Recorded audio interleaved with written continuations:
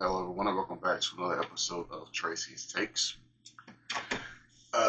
Today, we're going to go over a oldie but goodie. I had a request from Levi. Once again, shout out Levi. He requested that I review the movie The Dark Knight. We don't. My channel's not specifically designed for older movies. I tend to lean towards newer movies and TV shows. Just to preface here, what I do on my channel is I discuss movies and TV shows, give you my insight, my opinion on the movie or TV show, and maybe that will inform you whether or not you want to watch it or not. Uh, but with all that down, this will be a full spoiler review of The Dark Knight. The Dark Knight is pretty old, so if you haven't seen it already, first you need to check it out. It's one of the best comic book movies I have ever seen on the big screen. It is 100% worth the watch. We're going to dive right in here. So, The Dark Knight is part of a trilogy directed by Christopher Nolan, starring Christian Bale. And this particular movie, you have Heath Ledger playing his iconic role as the Joker. This movie, for me, hits it on all facets. What I mean by that is it ticks all the boxes for me. It covers a good plot. The movie moves at a good pace. All the characters are fleshed out in this movie in great detail. Um, and the ending 100% sticks the landing. As a matter of fact, you could probably cut this movie at a couple places and it will be a satisfying ending for another movie. Like, it's that good of a movie. I'm gonna go ahead and bury the hatchet here. For me, this movie is one of the few movies that I honestly feel is a 10 out of 10 movie. Not just a 10 out of 10 comic book movie, but a direct 10 out of 10 movie, point blank, period, full stop. Christian Bale, the only knock I would say about this movie, and it's really not a knock on Christian Bale, this is more of a direction knock. I think if I had to pick one thing about the movie that I wish was different, is that I didn't like then, and I still have a hard time now with the way they used the Batman Bruce Wayne character. In particular, I wasn't a big fan of the way he deepened his voice, just the way his voice sounded when he deepened his voice to portray the Batman version of himself.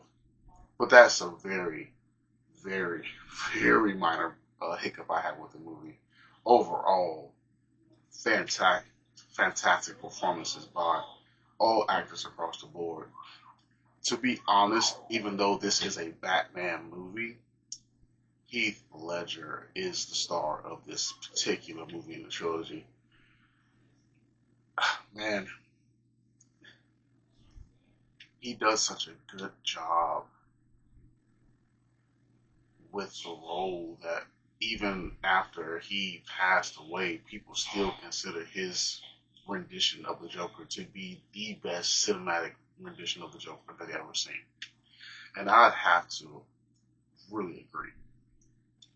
The man killed it. The way he was written in the script really is amazing to me because at first in the movie when he does the bank heist and he meets with the gangsters and he pulls a little trick with the grenades and all that stuff, it leads you to believe that he's really just a sick person who really doesn't.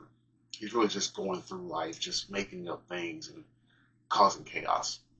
And then as the movie progresses, you realize that this dude is tactical. Like he's making some almost brilliant decisions, albeit to cause problems for people. But he's honestly, you may even think that he's borderline a genius, and some of the things that he's able to pull off in this movie.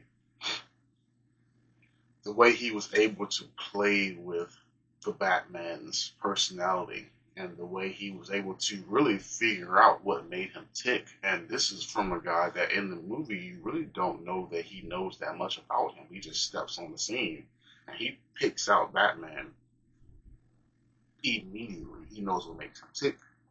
He knows how to push him over the edge, and his ultimate goal was to show Batman that he's no different than everybody else. All people are like him if you push them far enough. Um, he really stole the show, like I said before. He, I don't think in my lifetime, and I have all the faith in the world in James Gunn and his new DC, and I know we will get a Joker. I just don't know that you'll be able to. And I hope, and I really don't think the person who ends up becoming the next Joker should even attempt. Don't even try to be or try to eclipse Heath Ledger's Joker. Just make your own Joker, or make the Joker your own character, because that was a hell of a role. It really was. And like I said, I know this is a Batman movie, but if you've seen the movie, you know what I mean when I say this is really a Joker movie, through and through. The decisions he makes with what will become Two Face, and how he had that trump card in his back pocket the whole time, how he played on Bruce Wayne and his ideals for what he wanted the city to become, and then of course his affection for his love interest of the movie. It just it makes you ponder one of the most philosophical questions, or at least philosophical thoughts that you can have as a human. Is, you know, even with the best intentions, your actions sometimes can leave devastating results for other people around you. And the Batman Bruce Wayne was trying to, throughout this entire movie, make the right choice in every step. But the Joker knew this, and the Joker deliberately made him make decisions that the average person wouldn't be able to make.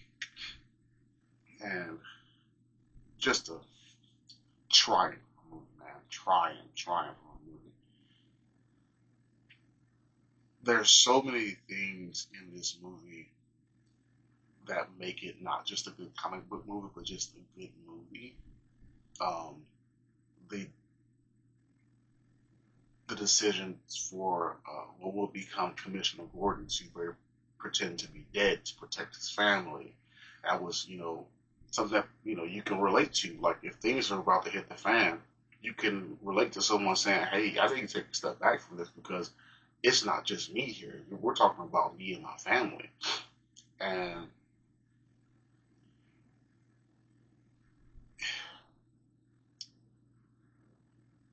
I really don't know if they can make a better Batman movie. Like Christopher Nolan knocked that one out of the park. Like I said before, I am looking forward to James Gunn's DC universe. I know that he's going to do a good job. I have full faith in James Gunn. I've just had to, for myself, I've had to tell myself, okay, that trilogy was perfect for me where it was in its time. And I've had to tell myself, you have to give James Gunn his breathing room to let him create this universe, because if you go into what we're going to get with that expectation, then I feel like you're going to be walking in basically saying there's no way you could accomplish a goal of meeting my expectations for a Batman movie. Uh, yeah, man. All in all around good movie. Like I said before, if you have not watched The Joker, I'm sorry, see, there I go again. That's just how that's how good he was in this movie. If you have not watched The Dark Knight, that trilogy all the way around, you should watch it. But The Dark Knight in particular is a special film for me. It it's one of those films as an adult, especially as an adult male, as you grow, because that movie came out a while ago. I was fairly young when it came out. Not, well, I'm not, I wasn't young, I'm not young now, but younger. Uh, there were so many philosophical questions in that movie that when you watch it, especially on a rewatch, once you get past the action, you get past the Batmobile breaking out into a motorcycle and the truck under in the in the tunnel and the explosions and all the flight scenes and all the gore. And once you get past that and you just break it down for what people are going through in this movie, it's really relatable. It's really, really relatable. All the details they made, um, the detail that they put into each drama in the movie. Um, Even from when Batman has to jump out of the window to save the girl in the movie, and that in itself was a decision because he didn't know what the Joker. Maybe the Joker deliberately made him jump out of that window because he was going to kill everybody in that room. That was a big decision, and he had to make it like that. Um, the fact that he wanted the Batman to turn himself in, and he made basically the most extreme ultimatum: you reveal yourself to me into the world, or I will kill people. And he held up to that promise, and that question of he needs to do the right thing here, but what is the right thing? Is giving in to this maniac going to actually solve your problems, or is it going to make things worse? And we as adults, we all get faced with those questions, even when it comes to building a life, getting married, having children. Decisions you make can impact them for years to come. And that's just one of the great things about this movie is that it just really makes you stop and ask yourself, even if you think you're doing a good job, it will stop and make you ask yourself, am I making the right choices not just for my life, but for the lives around me that I'm impacting? That's how deep. That's why I say when I said this movie is not just a good comic book movie. This is a good movie. If I'm not mistaken, it was nominated for, and I think it was the movie that broke the mold. Because before, comic book movies never really got their due justice through the Academy. They really didn't. Even if it was a good comic book movie, it wasn't getting any awards.